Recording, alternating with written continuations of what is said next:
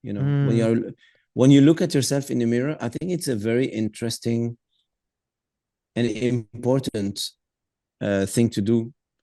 You know, people fear looking at themselves in a mirror. They don't talk to themselves in a mirror. They don't do that. Try to do it. Talk to yourself. yeah. Really, watch who you are exactly, like with all the defaults and everything that is wrong, and everything that is beautiful in you, and everything. Like try to be true to yourself. Try to find this truth. And Mm, and I think there's no better way to look at yourself than when you close your eyes. This is the best way to look at yourself and watch yourself as watching yourself in a mirror, but inside. You know, watch you mm, be able mm. to see who is your soul, your inner self. So yeah, Do your you truth. meditate? Oh yeah, when I'm playing, actually, when I'm on stage, I meditate a lot. Mm. And that's when you're going inside of yourself Yeah, at yeah, that yeah. I'm point. I'm never as true. I'm never as much myself as I am when I'm on stage. Oh, beautiful.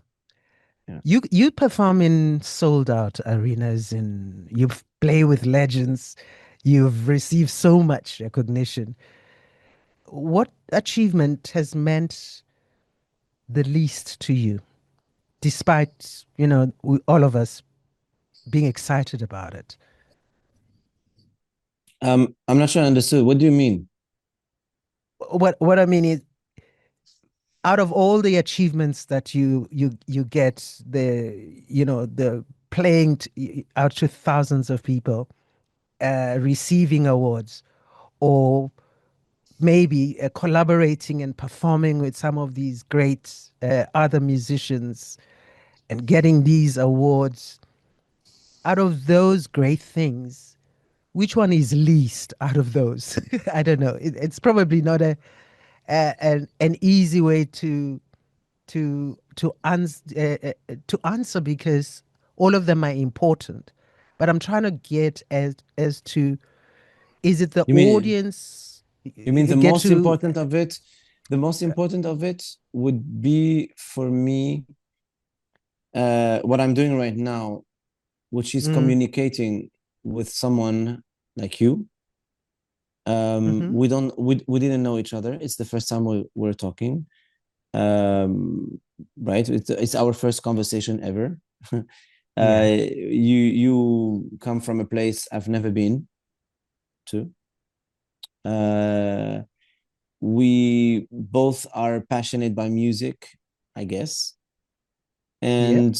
and technology is helping us to be connected, and we're having this very interesting and beautiful conversation. This is what I consider as the most important thing. We are Mm, connected through music. We don't know each other, but we share the same passion. We mm, you know might listen to some different musics or sometimes some similar musics, and we're talking about what music brings to our lives. And I think this is why I'm doing music. This is why I'm connected. I remember one day there was this woman who used to work in a very important institution in France, and I met with her, and she was telling me, and I was like, I was a kid, I was 19 years old, and she told me, what is your dream when it comes to music? I mean, what is your dream? What is your dream life? What is the thing that you really want to do? And she was expecting mm, me to say, I want to be a star, or I want to play in big concert halls, or I want to play with this or that artist. She was expecting something like this. And I told her, I just want to be able to play music and make a living from it, and as long as possible, and be connected to people I don't know. mm. And now when I look back, it seems that this is what I did. You know, I make a living through music. It's been for 20-25 years now since I started, Yeah. and Mm, I'm connected to the whole world and people I don't know, and I feel connected to my planet. I feel connected to the people I'm living with on this crazy rock that is traveling 300,000 kilometers per hour in a universe that is unbelievably large and crazy. So I feel connected to my fellow humanity, and I'm and that's why it's magical, and that's why, yeah, this is the best thing that could happen to me. Yeah. We admire you musicians from a distance a lot of the time. And some musicians also have their own favorite, artists that they admire. And when you find yourself, being able to be on stage and collaborate and perform with the most unusual connection, so to speak. I was watching you the other day talk about you playing with ASAP Rocky, and you were sharing this story about what you expected from him as an artist on stage or even as a person in personality was completely different when you connected, Yeah. which is what you're talking about. That for you, that's what's important. That you don't want to, you don't want to prejudge and have, Mm, preconceived ideas about people until you mm. truly connect with them, because then it makes that moment of connection even more magical. Yeah. Yeah, and I think it's always, life is very surprising, and that's why it's worth living it. It's, there are surprises everywhere, Mm, and I like that. I like this. I mean, this is why I'm never bored. It's that always great surprises, and as long as you are open to it, you have to be open. You have to, yeah. on my especially artists. I mean, we have to be giving the example of being always open to new connections, and yeah, I think it's music offers us a beautiful philosophy that is so much needed these times, especially when you see the situation in the world, in the Middle East. And when my family now is in Lebanon, and I was there 2 days ago, and and sometimes you feel that everything is leading us to a huge catastrophe, and then Mm, music shows you that you're wrong. It proves you wrong, mm, because suddenly, like yesterday, I was playing in this beautiful place here in South France, and so many people, all different. Again, I'm back to this, but I think it's so important. Different generations. There were young people, old people, very old people, very young people, all together, jumping, dancing. People from all colors, from all religions, from all beliefs, all together here, having fun and jumping and dancing and singing, and that gives you hope. It gives you mm. hope, and I really believe that this is our message as musicians: bring hope. Yeah. Bringing hope. Have you heard stories about South Africa? Uh, and do you have an expectation? Or are you going to be Ibrahim and tell yourself, I'm going with a blank slate. I'll see what I see when I see it and experience it and make my own judgment?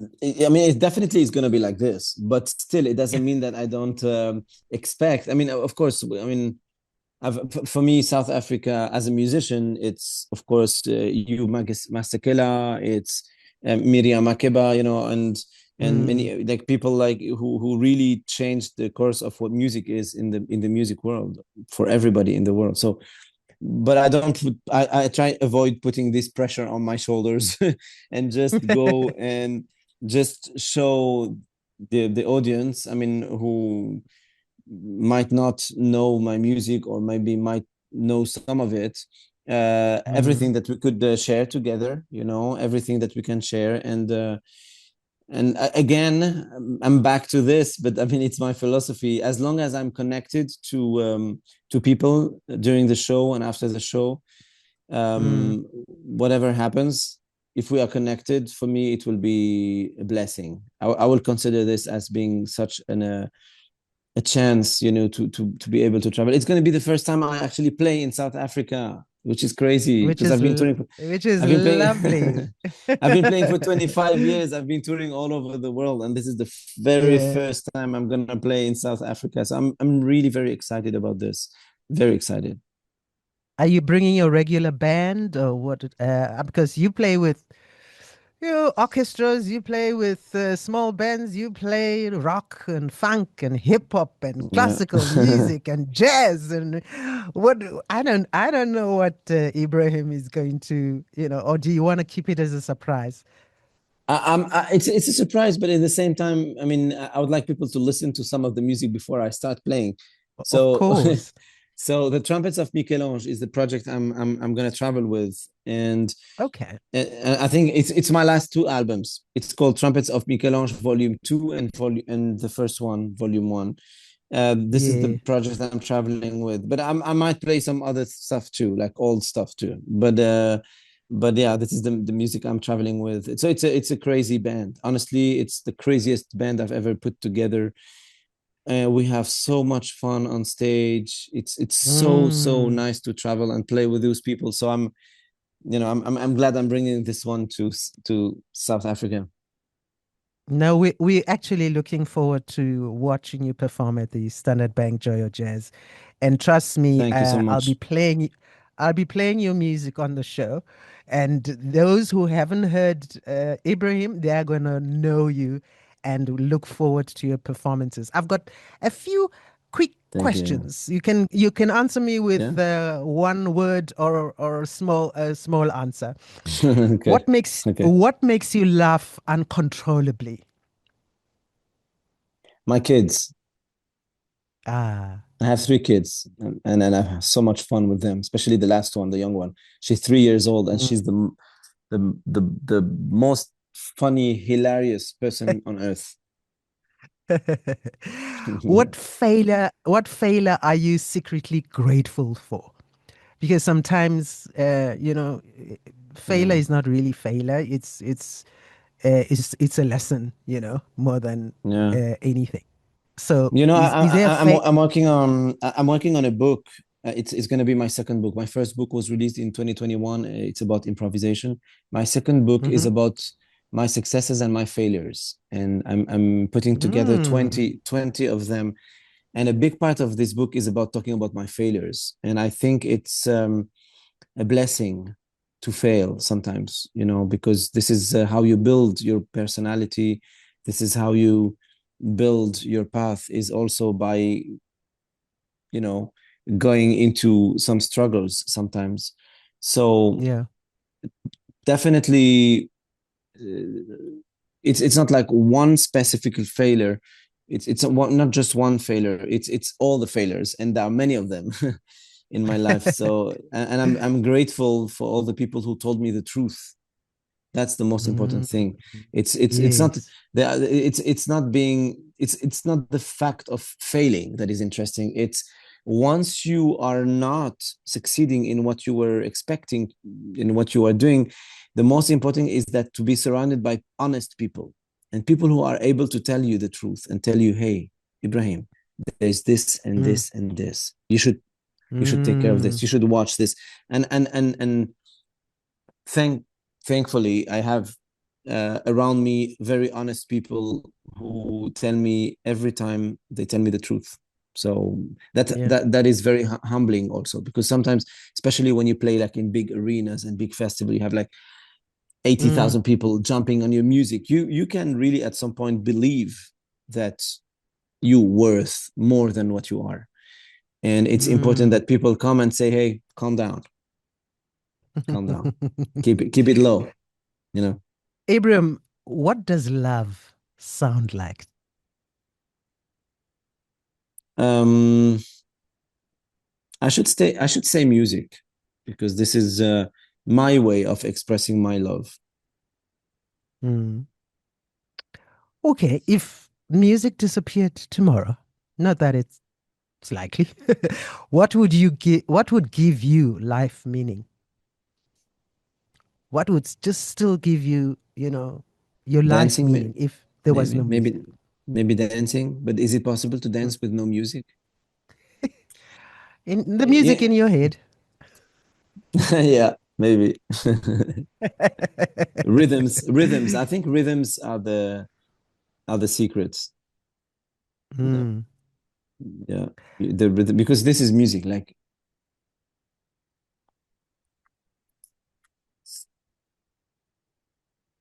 this is like a noise, but it's music. Mm. So Mhm. anything can be music as long as you're open to it.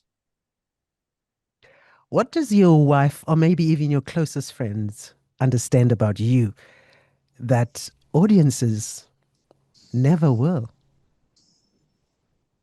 But you should ask them. But uh, I think I'm an independent artist, and I've been Mm. releasing and producing my music and my shows for 25 years. And um, when people see you on stage doing what what you've always been doing, and people value your work, and you have been working so hard, and most people see you as somehow, especially when you have a very big media coverage. Mm. People think that you are invincible. People think that you have power. People think that you are above, you know, Yeah. the how do you say, the average and all this, which is completely wrong. This is so wrong. This is so false. Mm. Like, even the biggest artists in this world, and I'm not even comparing to any one of them, of course, but like even the biggest artists in the world, and I have the chance, again, you said it, but playing with amazing people, Quincy Jones, Sting, you said A$AP Rocky, and Mm. amazing artists. The most of them are so humble and human, and very low key, very grounded. Yeah. And I think the people who live with me, like my wife and my kids, and the people who are very close to me, they know how much um I want my life to be normal. And when you are a Mm. musician and you're traveling and you have a large audience, I've sold over the million albums in the world, and for a jazz musician, it's very uncommon. And I play in big, big, big, big arenas and stuff, and this is very, very uncommon for a jazz musician. But I wasn't seeking this when I was a kid. I just wanted to be connected to people. I just wanted to share music. I wanted to be with people. I wanted to be understood. And still now, this is what I'm looking for. So I'm not at all into this stardom and star thing and all this. I don't Mm. value this at all. I just want to be very, very normal. I just want to have a normal Yeah. life. And and I think the people who live with me, like my wife and all this, they see this Mm. every day, because it's really not easy. It's not easy. Yeah. And Yeah, when it it's not. happens, and those moments when it happens, you appreciate it even more because Yeah. your career does take that away. My last question. If a young trumpeter listens to your music maybe 50 years from now, what would you hope they borrow from it? And Oh, maybe everything, not in. Mm. everything. I hope. Like, even my students and even the trumpet players who play with me, I always tell them, copy me and then do it their Mm. own way. I would like them to do the same thing I did with my father. I copied him first. This is what we were Mm. talking about a few minutes ago. I've copied him first, Yeah. and then I changed it my way. And I Mm.